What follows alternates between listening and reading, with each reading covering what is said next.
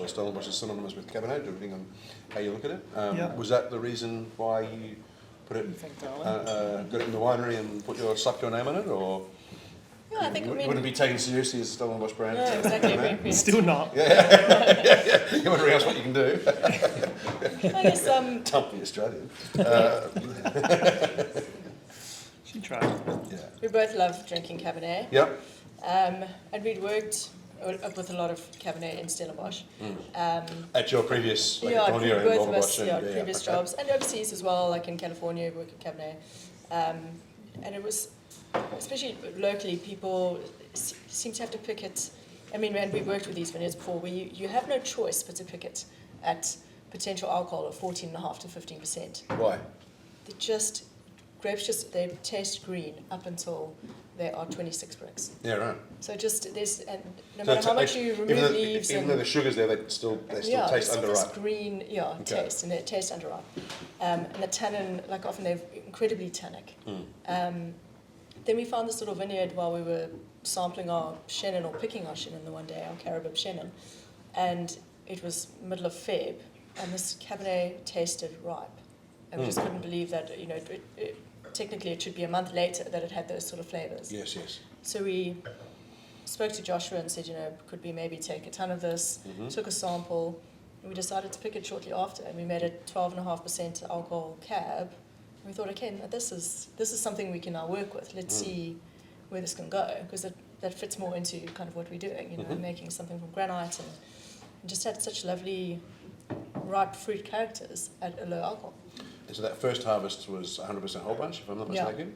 So you wanted to beat the just be weird, beat the living shit out of that beautiful, Yeah, perfect fruit exactly. character. Make it green. It doesn't taste No, green. but Let's make it taste green. what was the thinking behind that? Was it to? It's just kind of what everything we were fermenting at the time was a whole bunch. So we so it just made sense. Let's just see what happens. It's an Yeah. experiment. We've got 1 ton. Let's see what happens if we do it whole bunch. Yes. Because you were never going to put it in new wood either way. No. So if you wanted to Yeah, it would get have been. tannin, you had to get it from somewhere. Yeah. I see. So we did it 100% whole bunch, and I mean it made lovely wine. But a couple of years later, we dialed it back and decided to de-stem some of it. Yep. Just to make the best wine we could. Cool. And in 22, how much is whole bunch? How much is destemmed? It's probably about 66%. Yeah. 2/3, whole 1/3. bunch, yeah. Okay. Yeah. Cool. And is that 2 separate ferments or all put together? No, one ferment. Okay. Yeah. Yeah. Right. Okay. So we de-stem, and then on top we put we have whole bunch, put whole bunch at the bottom, and then de-stem on top of it. Okay. Yeah. Right. Just to get some juice flowing And then élevage, what are you aging it in? and smaller. So there's some 500 and 300. Yeah, it's 5 and Yeah. So six. oak at the moment. Yeah. Okay. Yeah. Are you going to move to concrete for this, you think, or still Maybe. undecided? Yeah, undecided. Okay. Barrels are quite nice though. Yeah. I Gives think a it bit works of quite well in openness. barrel. Yeah. Yeah. And we definitely have. I find the smaller barrels flavors even better than on the larger formats. I mean, if on paper this doesn't make sense, Cabernet whole bunch in Stellenbosch, because as you say, At it 12. has a naturally herbaceous character, Yeah. and you're thinking with a whole bunch that's going to make that worse or more obvious. Why isn't that not the case here? Is it just the vineyard, or what are you doing something else in the winery that would restrict that, or? I think the vineyard plays a big role in it. And apart from that, I mean, by using whole bunch, you get such lovely berry characters from that sort of semi-carbonic ferment when you haven't de-stemmed everything. Yeah. And I also find with de-stemming, you can get very harsh tannin if you break the seed in the berry. So it's a fine line, I mean, finding the right balance. Yep. Yeah, if the seeds aren't ripe, then you're going to get that sort of acrid. Exactly. really aggressive. Even when they are ripe, if you break seeds, you get very harsh tannin. Yeah. Yeah, so handling things gently, and with whole bunch, you don't break up the berry. Or, like, not all the berries are broken. Are you fermenting this until it's dry, until pressing, or? It depends. Mostly we press it early. Okay. So a few days And before it's gone that also dry. restricts that Yeah. extraction as So well. it doesn't get, once the alcohol's going up, it doesn't extract much tannin. So once you've got the towards fruit end of profile you're ferment. looking for and the tannin profile, you press it and then off you go.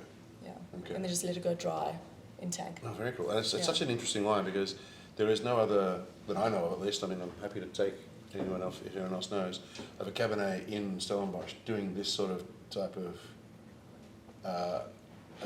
winemaking in terms of whole bunch and picking early, but then creating a delicious drink. I mean, it sounds like it's on paper, it sounds like a terrible idea. but Yeah. what ends up in the glass is delicious, and it's quite obviously Cabernet. But it has a bit of a sort of a Cabernet Franc influence. It has that sort of graphite-y pencil shavings, like violet, lavender sort of characters to it. Do you think it's not like a... Might be a polka dry thing? No, maybe? but like what you're saying about Cabernet, is it not... Have we not just had it typecast to the point where that's now what we assume of Yeah, Cabernet? that's what's expected. People don't expect that. Perfectly reasonable question to ask. I You think know what I mean? Yeah. the paradigm's pretty locked in, isn't it, for how to make Cabernet Sauvignon? Exactly. So Yeah. I don't know. I mean, I wasn't old enough to be around in the 80s drinking Cabernet, particularly in, America. Those old Napa Cabs are some of the best ones I've ever had in my life. And they were all, a lot of them, a whole bunch, 12%. Delicious. Yeah.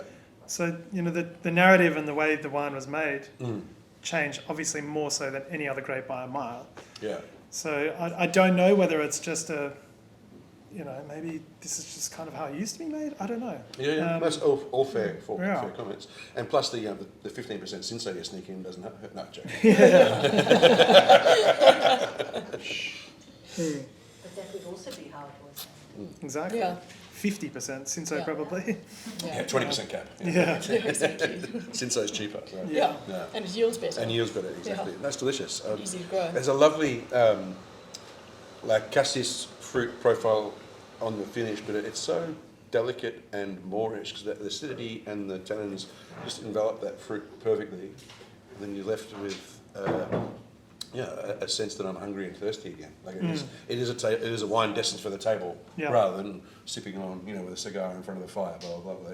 It's alive. This one. It has real tension and dimensions to it, which is great. How So, old are these vineyards? I planted in 2002. 20 years old. Yeah. Because it, to me, has changed dramatically since the previous two. Yeah, we've changed the way we've made it a bit. So The complexity that you're referring to now, I think the biggest change, probably 2020. I think When when we started adding a bit of tea-stem fruit to it, I Yeah. think changed it drastically. I think 22 vintage as well has helped this wine particularly. I think 22 as a vintage, as I think we've already discussed, is quite an open and accessible vintage, and this Cabernet, or Cabernet in general, is not usually an open and accessible wine when it's a year old. Yeah. So I think a number of different factors are making this wine look really approachable and. Well, it would be interesting because I'm sure this is very- one of the first 2022 cabs that we all taste. It's a really good Cabernet, yeah. Yeah, that comes in Yeah. glass. This anyway, is 22. showing Yeah. probably how amazing that this vintage is going to be. Yeah. No, it's delicious. Now, if you speak to people who make real Cabernet, 22 is like the Real barrels. yeah. It was just because coming back to the whole vintage thing where weather-wise it was so effortless. Those late ripening grapes are just it's the best years for them. Because they've got that song, that really long, lovely window without much pressure.